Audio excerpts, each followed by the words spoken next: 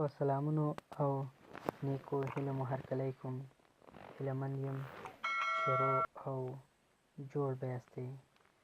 دوستانو د هر څه دمخه زموږ چینل سبسکرایب کړئ او ورسره په خوا کې د بیل نشان ووهئ تر څو زموږ راتلونکې ویډیوګانې په اسانۍ ترلاسه کړئ.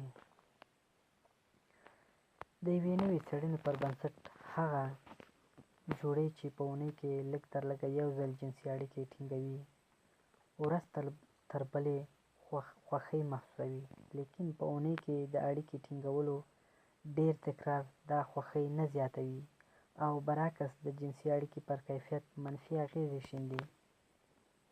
دا څېړنه د تورنټو میسیسیګا پوهنتون په کاناډا کې ترسره کړې ده. د ایمینیوس د دې څېړنې اصلي محقق وایي که څه هم د جنسي اړیکې ډېر تکرار له ډېرې خوشحالۍ سره باید تړاو ولري، خو جالبه دا ده چې په اونۍ کې تر یو ځل ډېره جنسي اړیکه لرل د پام وړ خوښۍ نه بښي. هغه افراد چې په میاشت کې یو ځل ځان جنسي اړیکه لرلی تر هغو خلکو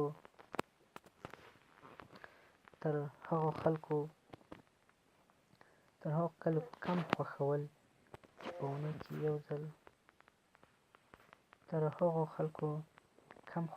چې په اونۍ کې یو ځل سیکس کوي. د دې تحقیق پایلې د ټولنیزې روانپوهنې او شخصیتي علومو په ژورنال کې خپرې شوې دي.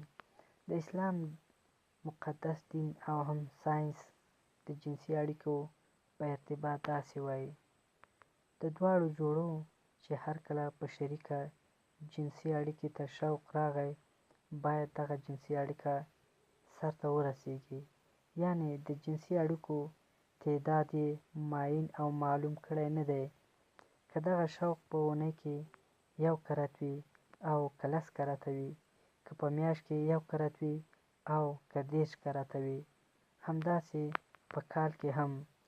دا ځکه په اسلام کې وایي که دغه پورته حالات مراعات نشي نو په جامعه کې به خراب حالات او بد عواقب رامنځته شي، او ساینس وایي چې دغه یو نورمال حالت دی باید عملي شي، او د نه عملي کېدو په صورت کې به دغه طبیعي او نورمال حالت کې ډول ډول ګډوډۍ، بې نظمۍ او مرستیاوې پیدا شي.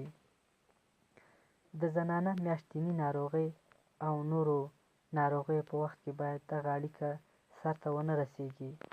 په مصنوعي ډول د دواړو جوړو شوق پیدا کېدل جرم او غیر نورمال حالت منځته نه راوړي. دوستانو، که زموږ چینل هم نه وي سبسکرایب کړی، مهرباني وکړئ سبسکرایب یې کړئ تر څو زموږ راتلونکي ویډیوګانې له نورو دوستانو سره هم شریکې کړئ.